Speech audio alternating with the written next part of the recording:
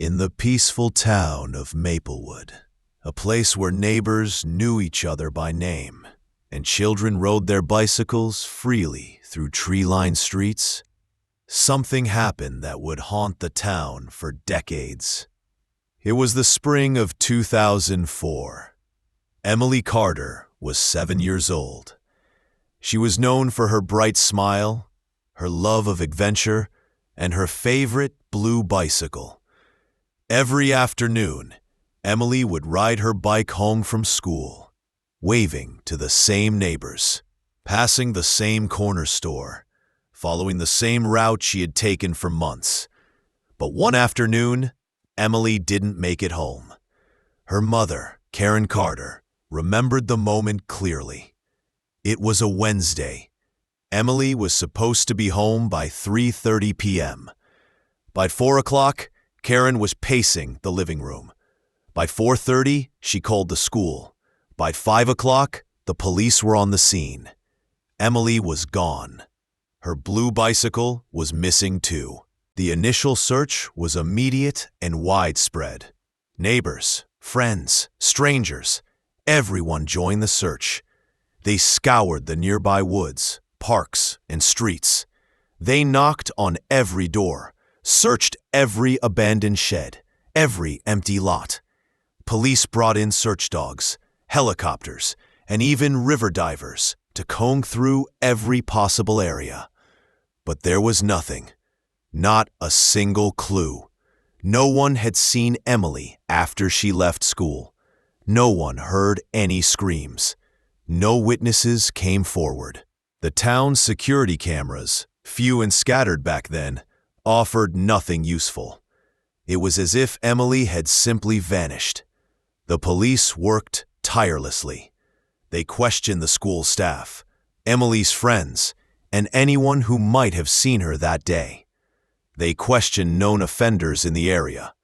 They even investigated her own family, as painful as that was. But there was no evidence of anyone with a motive. No ransom calls, no signs of struggle, no known enemies. The case gripped the nation. News stations covered the story relentlessly. Emily's photo, her bright eyes and her missing tooth smile, became a symbol of loss and unanswered questions. Months passed, then years. Leads dried up. The posters faded. New families moved into Maplewood, unaware of the shadow hanging over their quiet town. Emily's parents eventually moved away. They couldn't bear to stay in the house, where Emily's room remained untouched, where her favorite stuffed animals gathered dust. The case went cold. For nearly 2 decades, Emily Carter became just another file in the cold case cabinet of the Maplewood Police Department. Officers would occasionally reopen the file, hoping that new technology or a fresh set of eyes would find something they had missed.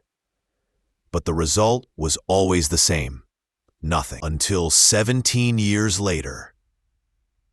It was a cold, rainy morning in late October. A man named Daniel Brooks was hiking deep in the woods on the outskirts of Maplewood, a place not often visited, miles from the original search area. He was off the trail, exploring old logging paths, when he spotted something odd near a tree. A bicycle. A small, blue bicycle. It was covered in dirt and rust, but still recognizable.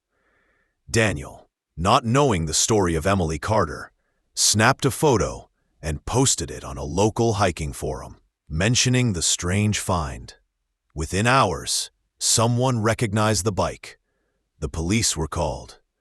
When detectives arrived, they confirmed what they hadn't dared to believe. The serial number matched Emily's bicycle, the one that disappeared 17 years ago. The bike's tires were flat. The frame was rusted, but oddly, the seat was still set at a height perfect for a 7-year-old girl. It had not been adjusted. It was as if it had been placed there recently. Nearby, under some leaves, they found something else. A pink butterfly-shaped hair clip. Emily's mother had given her that exact clip on the morning she disappeared. But here's the detail that shook investigators to their core. Forensic analysis showed that the bicycle had not been in that location for 17 years. The level of rust, the moss growth, the soil disturbance, all indicated that the bike had likely been placed there within the last year, maybe less. The hair clip, too, showed signs of only minimal weathering. It had not been sitting in the forest for nearly 2 decades. It was as if someone had kept Emily's belongings all those years, and only now decided to return them. But why? Why after 17 years? The police reopened the case immediately. Detective Laura Bennett, who had been a rookie officer when Emily disappeared, was now leading the investigation. She had never forgotten the case. She called Emily's parents, now living in another state, and broke the news. They were devastated, but also filled with a flicker of something they hadn't allowed themselves to feel in years. Hope. The investigation focused first on the location. Why that spot? It was remote, difficult to reach, and far from Emily's original route home. It didn't make sense that a 7-year-old could have gotten there on her own. Detectives canvassed the area, speaking with hikers, hunters, and anyone who might have been in those woods recently. No one reported seeing anyone suspicious. No recent campsites, no tire tracks. The woods seemed empty, except for that one haunting clue. Police then turned to the old case files. They re-interviewed people from Emily's life, starting with those who lived along her usual route home. They questioned who had since moved away. One name kept surfacing: George Adler. George was a quiet man who had lived 2 streets away from the Carters in 2004. He was known to be friendly with the neighborhood kids, often fixing their bikes in his garage. At the time of the original investigation, George had an alibi. He had been seen working in his shop on the afternoon Emily disappeared. He wasn't considered a serious suspect back then. But things had changed. When the police tracked George down, they discovered he had moved out of Maplewood shortly after Emily's disappearance. Strangely, he had relocated several times over the years, always staying on the move. When detectives questioned him now, George appeared nervous. He denied knowing anything about the bicycle or Emily's fate. He claimed he barely remembered the family. But something didn't sit right. Detectives dug deeper into George's past.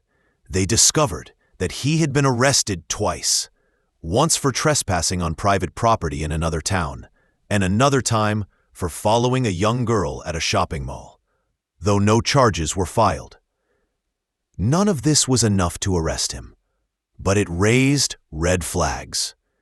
Then, investigators found something chilling. George had recently rented a storage unit in a neighboring town. When police obtained a warrant and searched the unit, they found old children's toys, a stack of newspaper clippings about missing children, and a small, weathered notebook. Inside the notebook were detailed descriptions of children from various neighborhoods he had lived in. Names, ages, hair colors, school schedules. Emily Carter's name was written on the very first page. But still, there was no physical evidence tying him directly to her disappearance. George claimed the notebook was part of a failed book he was writing. He said the toys were from a niece who had passed away.